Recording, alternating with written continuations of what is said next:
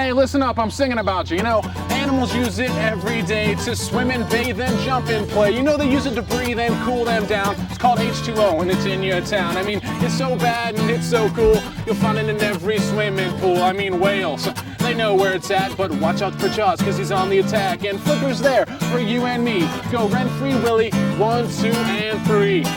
Word. Tell Peter he's on in 15 seconds. Simple, yet satisfying. What are you doing? Just staring. Come on, guys. No more spit wipes on the set. Baby! Ready on key. All right, here we go. Quiet on the set. Quiet in the dark. It's showtime. Get ready to jam, man. Let's get ready to jam.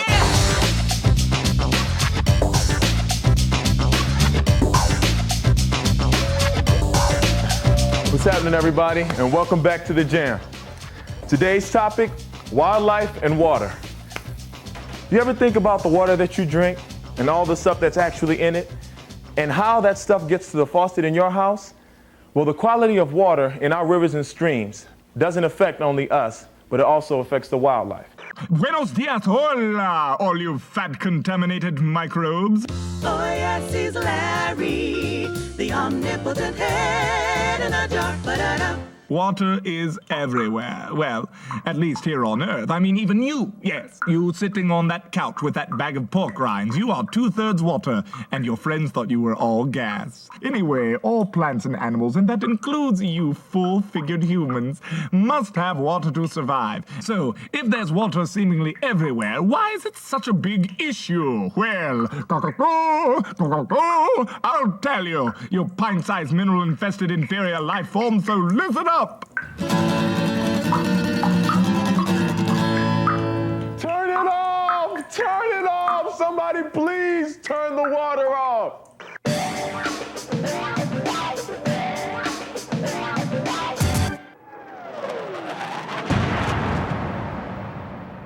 This is Camden Yards, home of the Baltimore Orioles. It's 5 hours till game time, and it takes a lot of water for 2 teams and 48,000 fans.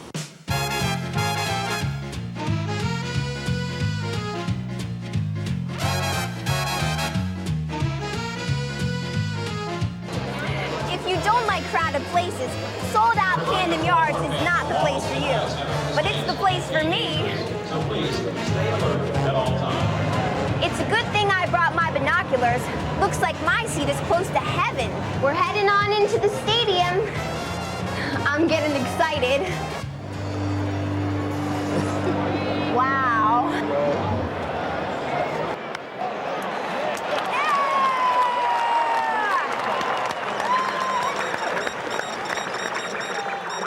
Calling all cars. I'm back. It's me, Paranoia Man. Although Paranoia is really my middle name. My first name's Blaine. Blaine Paranoia Man. And there's a lot out there that they don't want you to know about. This week, the paranoia secret, the conspiracy is water, agua. Just the common stuff that makes up most of our body. And you know, the big secret they don't want you to know about is the hydrological cycle. Nothing logical about it, people. You've heard about it since the first grade. It's the hydrologic cycle. The hydrologic cycle. It's how water circulates. It's in the atmosphere. It's on the Earth's surface. It's through the soil, into the rivers, lakes, and oceans. Then it's back up into the atmosphere where it all begins again. It's a dynamic ebb and flow to which people and wildlife are all connected. It's a matter of water quantity as well as water quality. Because you know the truth about water? The same water that we're getting raining on us today has been around for thousands upon, well, you get the idea, of years. There are really 2 kinds of water cycles, one that nature created and one we've created to help process the huge quantities of water we use every day. And check this, even at Camden Yards, water is used in 2 very different and yet important ways. So, tell me some things about the field. Well, our field is a sand-based field, which most sports fields that are constructed today on the pro end usually are. The field sits in an envelope of plastic on the bottom and the sides of the system. Laying on top of that plastic line are plastic drain tiles that the water goes into. The rainwater then travels through those plastic tiles to our drainage vault back underneath the stadium. We can also take our drainage system and turn it around so that we can flood the system with water from underneath and irrigate the field. Actually, while the ball game's being played, nobody even knows it. You don't lose all your water from evaporation, whereas if we were to turn the sprinklers on in the middle of the day, half of that water that you put out is going to be lost to evaporation and transpiration. Evapotranspiration.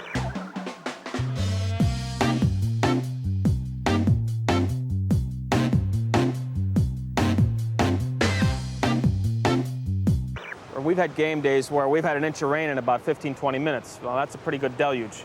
And hopefully we're able to get our tarp out fast enough so we protect the infield dirt. So we get that covered. Meanwhile, the grass system with the sand-based field that I was discussing a little earlier, that can accept a lot of water at one time. We can actually suck off this field 75,000 gallons of water per hour. Water, water everywhere. But where does all the water go? Does it run high? Does it run low? Doctor, where does the water go? Isn't it time to ask Dr. Gravity? Yes, Dr. Anti-Gravity back here today. Today we're talking about precipitation. That's what we're talking about, because we got rain, and we got snow, and we got all the precipitation in between just falling to the earth. But once it hits the ground, well, then what happens? Because, you know, it's not just going to go bounce back up into the atmosphere like we think, because, baby, the rain must fall. Isn't that a nice special effect? We planned that there. We spared no expense. Now I'm just a little bit moist, but that ain't no big deal at all. Where the rain falls, that makes the biggest difference in the world. When we got a grassy place like here in the middle of the concrete jungle, then it does exactamundo, exactly what Mother Nature intended. And you know, it's not nice to fool Mother Nature. The water then creeps and seeps into the ground just like a slug there, getting all off into the ground. Then all the plants you see all this kind of greenery stuff, it slows down the water so that it gives it time to soak in. But once the water gets into the ground, then it gets cleaned. How's that for crazy? Oh, I can't believe it. That's what happens. It gets cleaned in the ground. You see, microbes are found right here, and they're itsy-bitsy tiny little organisms that you can only see with a microscope. They're tiny, teeny, like smaller than your aunt's nose hair. That kind of small. And you can only see them through a microscope. Hint, microscope, microbes. That's where it comes from. They are everywhere. As a matter of fact, they help clean the water from the impurities, you know, the pollutants, like all that kind of stuff that gets inside of it there. Bad stuff like fertilizers and those kind of things. They just go whoosh, and it's a little out of there. Oh, I soiled myself. And yeah, but the problem arises when water tries to flow on impermeable surfaces. These paved surfaces, they just let the water get going too fast. So when you got a sidewalk or some sort of parking lot or even the sides of buildings, it just gets the water speeding down, so it picks up all this dirt and soil and oil and debris and just nasty little bit stuff. This fast water doesn't have any time to soak into the ground, so it flows straight into the streams and rivers, where it ends up getting the water all polluted and cloudy and contaminated. And that ain't good for nobody. So I say take care of the earth, and the earth will take care of us. It just won't pay the last 10% of a tip on your dinner bill. It doesn't take an Urkel or an Einstein to figure out that when a stream is healthy, it's better for the wildlife that depend on it. That means the fish, the animals, and even the microorganisms in the water. So the biodiversity of plants and animals in streams indicates how healthy the water really is. No, really. So basically, healthy, happy water equals healthy, happy bugs and insects.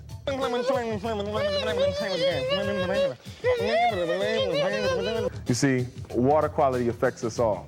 That's why so many kids are taking an active part in monitoring the health of their local watershed.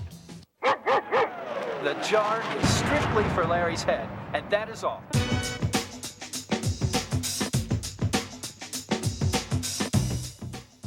This is one of the largest streams in Seattle, actually, as far as watershed. It's about 11 square miles, but it's a very highly acidified stream. It goes underneath a shopping center. It goes underneath the freeway. Look at the streets and the paving. I show the kids a satellite photo of Seattle, and Seattle is all gray. You don't get the green until you get out to the forest lands at the pass.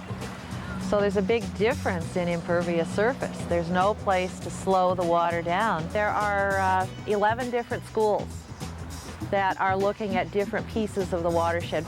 So this is all part of the Thornton Creek website. The person who's going to drop the orange and then drop the ping pong ball. We need a catcher down here so you can get in the water with boots. Who's got the stopwatch? Diana, you're the recorder. Okay, this is to get an idea of how many cubic feet of water per second are moving past a point in the stream. So we get a velocity of the surface. Then the kids measure the depth and then figure the volume. Okay, this is a wetland restoration project. None of this was here about 5 years ago. This is all brand new. One of the original reasons to do this was to drain the outfield of ball diamond that's right on the other side of the berm. And along with that, we created a really great science study site. Okay, if you see right here, you can see some stuff that looks like oil, except it's really not. It's a natural thing that's produced because these wetlands are restored. They didn't used to be here. And so when they're changing back into what they used to be, some weird stuff happens. And so when you touch this, you can see it breaks. It doesn't move back into place. And when you take your finger off and it moves back into place, then you know it's oil. If there wasn't clean water, then the plants and animals around here couldn't live.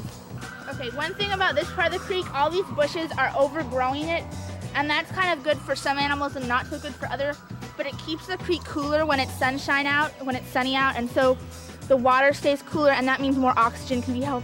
We're gonna do tests when we get back to the classroom, and you can see.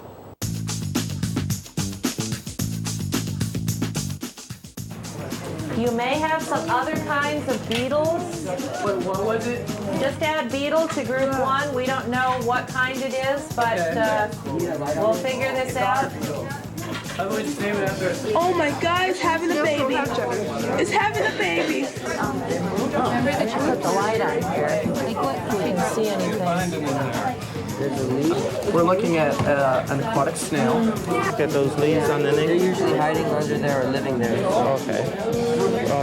So if I have a lot of these, then I got poor water quality? Yep.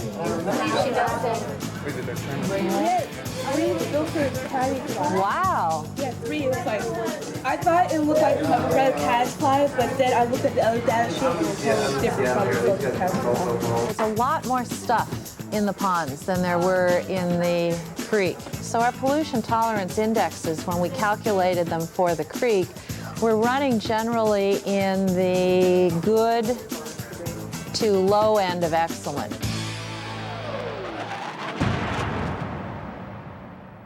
When we're talking about where the water is at Camden Yards, it all has to have a starting point, and it starts right here. It's a lot of water in the stadium. We use it for showers, saunas for the team, oils of visitors, restrooms. We used 500,000 gallons of water yesterday. Where on the previous days where we didn't have a game, we used between 40 and 80,000 gallons of water.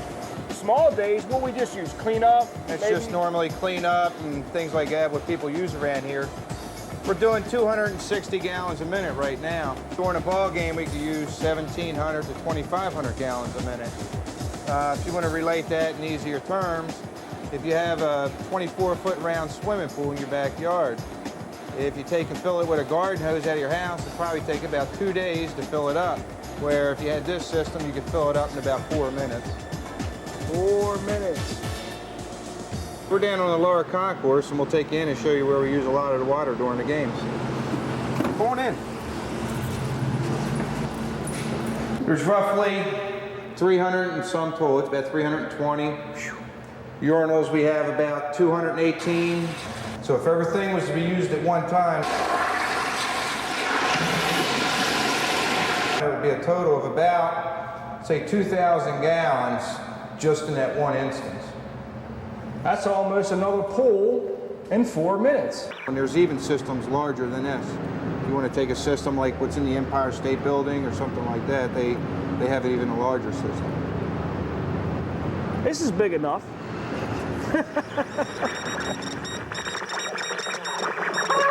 Wake up call, people! The conspiracy continues right here in the sewer system, which I call the bowels of the city. And it smells like it too! Feel your nostrils burn with the stench of 40,000 years. Woo! I'm awake, slap my fanny, to prove once and for all that what goes down must go further down, and I'm talking way down. Way down! Major look! Ha ha ha!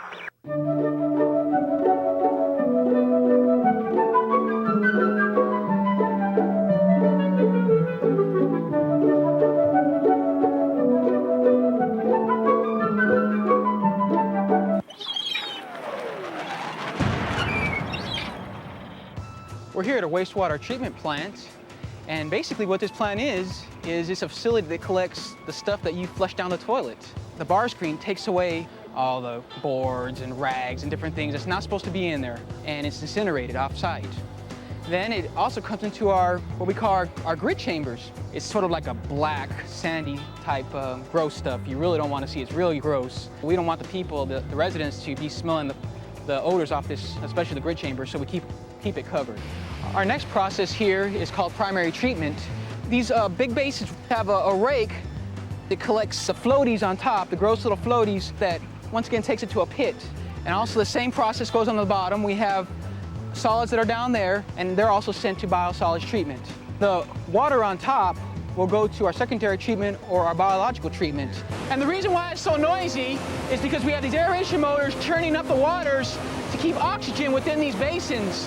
The reason we need to keep oxygen in the basins is because there are microorganisms that live within these basins that eat the waste within the wastewater. Now the good water comes over these weirs here, and it exits at the end of this basin over here, comes floating all the way down, getting treated by chlorine, and down here is where our water is going to exit. But before it exits, it is dechlorinated. And here's where the water exits our plant right into the river. It's good water. In fact, the water is sometimes better or just the same as the water in the river. The omnipotent Headjam. Oh, people will tell you water's magical properties, or that it brings life, or that it creates energy and power, but I will tell you that the greatest mystery of water is that water is wet. Yes, wet water is much better than dry water. Dry water being bottled in Avion backwards spells naive, not a coincidence, so I shall sit here in my non-wet, dry, familiar green water and enjoy myself for 1,000 ninja-bites until you, small, petrified high schooler, have grown to be something quite ineffectual.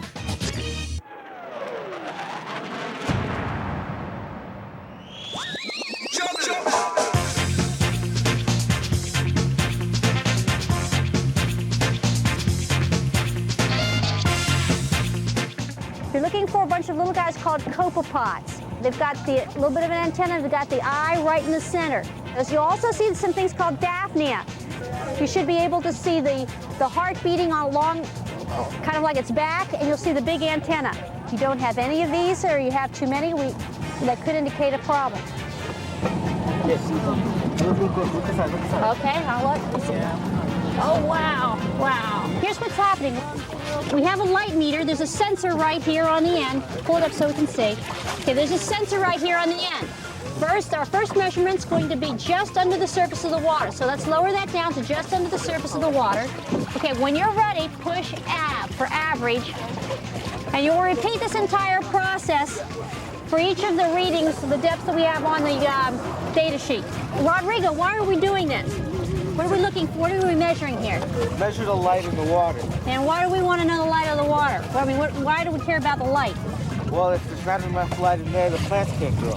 Right, that's right. Now, we know how important the plants are because why do we need the plants? They make oxygen. Oxygen. All right. Now this is the oxygen meter. This is the probe for it. And why are we looking at oxygen? Because bacteria could be in the river, and if there's bacteria, they eat up the oxygen.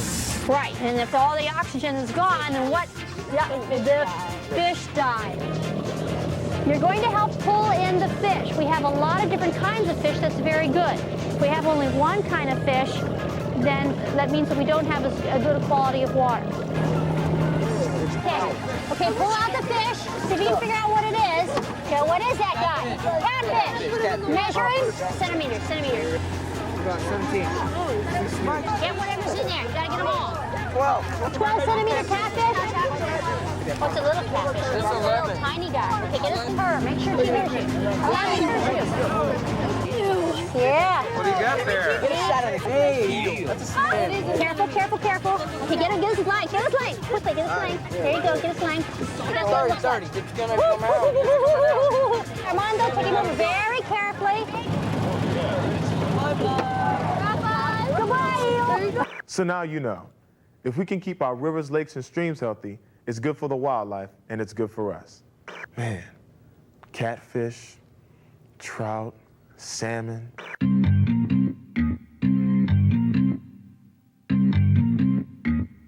Don't understand what's going on here. Don't understand what's going on.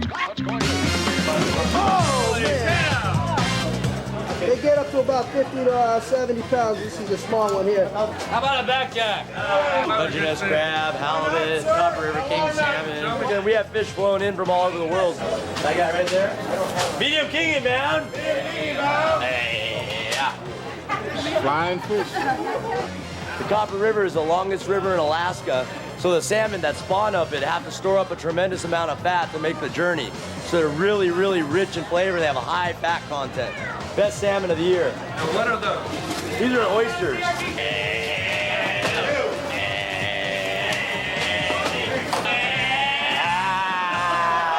Open your eyes, people! Children, the problem is that water is a necessity to our common everyday lives, and if we use too much, that's the 2 in H2O, and we'll never have enough water to get away with the plans they have for our lives. Let me translate this for you. It's a matter of quantity and quality. If we take care of the water, it'll take care of us. And that, my friends, from Dr. Andy Gravity gets a big circle swoop und ja.